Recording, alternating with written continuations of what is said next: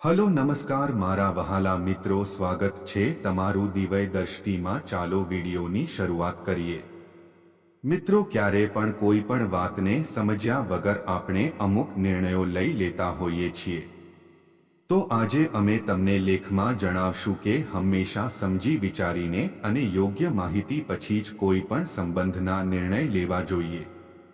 તો મિત્રો, આજની અમારી આ સ્ટોરી દરેક મહિલાઓ માટે છે અને દરેક મહિલાઓએ ખાસ વાંચવી તેમજ અન્ય લોકો સુધી પહોંચાડો તેવી આશા। શું ખબર કોઈના સંબંધો તૂટતા બચી જાય? સ્વરા અને આનંદ નામનું એક યુગલ હતું અને તે બંનેના છૂટાછેડાનો કેસ ચાલી રહ્યો હતો। આજે બંનેના કેસનો આજે ચુકાદો હતો। આનંદ વહેલા કોર્ટમાં આવીને ચિંતાતુર બેઠો હતો, કેમ કે આજના ચુકાદા બાદ સ્વરાને તે ક્યારે મળશે નહીં। આનંદને ખૂબ ચિંતામાં ડૂબેલો જોઈને એક કપલ તેની સામે આવીને હસ્યું।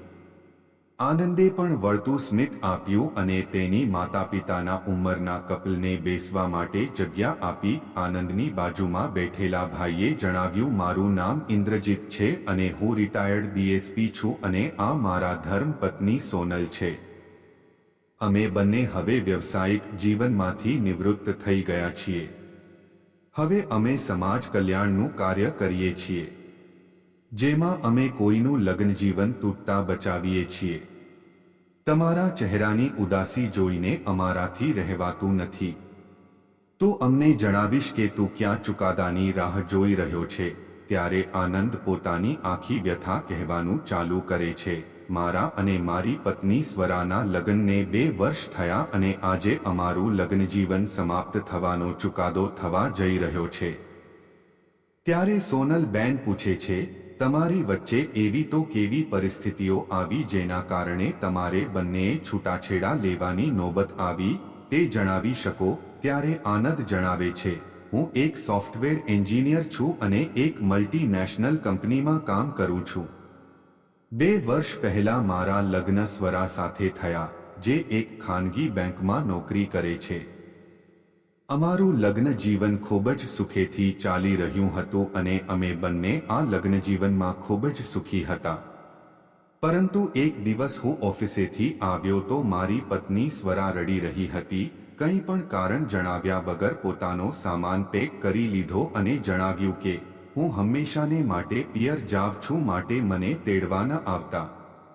આમ કહી તે પિયર જતી રહી। ઓફિસેથી આવીને મેં ઘરનો દરવાજો ખોલ્યો તો પત્નીનું આવું કામ દેખાયું। બોલો પછી હું શું કરું? હું સમજી શકું તે પહેલા તે નીકળી ગઈ। ત્યારબાદ હું બીજે દિવસે સ્વરાના ગામે ગયો તો ત્યાં પણ સ્વરા રડતી જ રહી, કંઈ પણ જવાબ ન આપ્યો અને લાખ મનાવવા તેમજ માફી માંગવા છતાં પણ તે ઘરે આવવા માટે રાજી થઈ નહીં। હું પણ આશ્ચર્યમાં હતો કે 2 દિવસ પહેલા તો હજુ અમે સુખેથી રહેતા હતા, અચાનક આને શું થયું?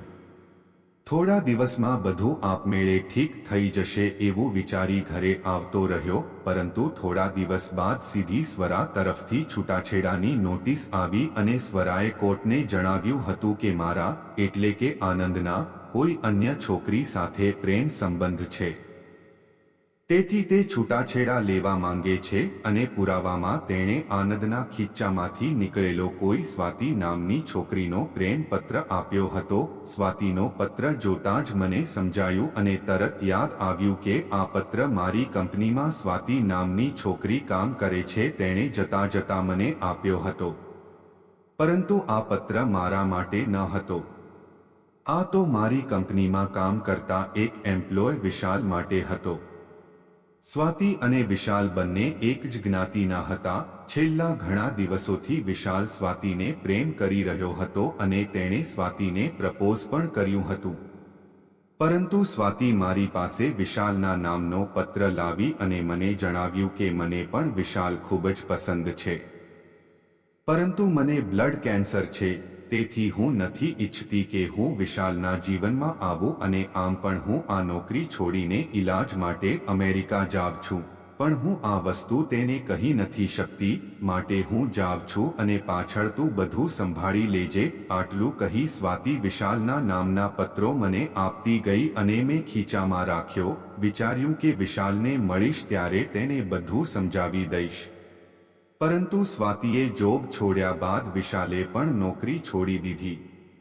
માટે આ પત્ર મારી પાસે જ રહી ગયો અને આટલી ગેરસમજના કારણે જ મારું લગ્નજીવન આજે સમાપ્ત થવાની કગાર પર છે.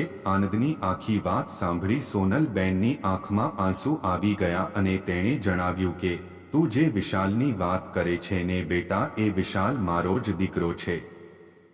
તેને જણાવ્યું કે સ્વાતિના જોબ છોડ્યા બાદ વિશાલને એવું લાગ્યું કે તેના પ્રપોઝ કરવાના કારણે સ્વાતિએ આટલી સારી જોબ છોડી દીધી અને આ વાતના કારણે તે ખૂબ જ ડિપ્રેશનમાં આવી ગયો અને તેની હાલત એટલી ખરાબ થઈ ગઈ કે તે કંપનીએ પણ આવી શક્યો નહીં. સોનલ બહેન જણાવે છે, બેટા તારો કોઈ વાંક જ નથી.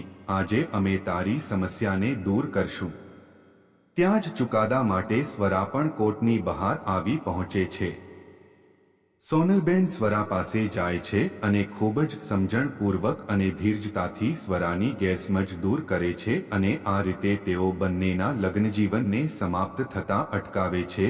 ત્યારબાદ સોનલબેન આનંદને વિનંતી કરે છે કે જો શક્ય હોય તો મારા ઘરે આવજો અને વિશાલને સ્વાતિએ જે જણાવી એ વાત કહે તો કદાચ વિશાલની હાલત ઠીક થઈ જાય.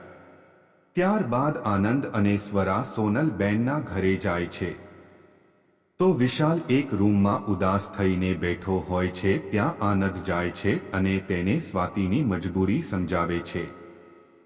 ત્યારબાદ વિશાલ આનંદને ભેટી પડે છે અને તે તેની માનસિક બીમારીમાંથી બહાર આવે છે. તો મિત્રો, આ રીતે કોઈ પણ ગેરસમજને નિર્ણયમાં બદલતા પહેલા તે ગેરસમજનું યોગ્ય સમાધાન કરવું જોઈએ.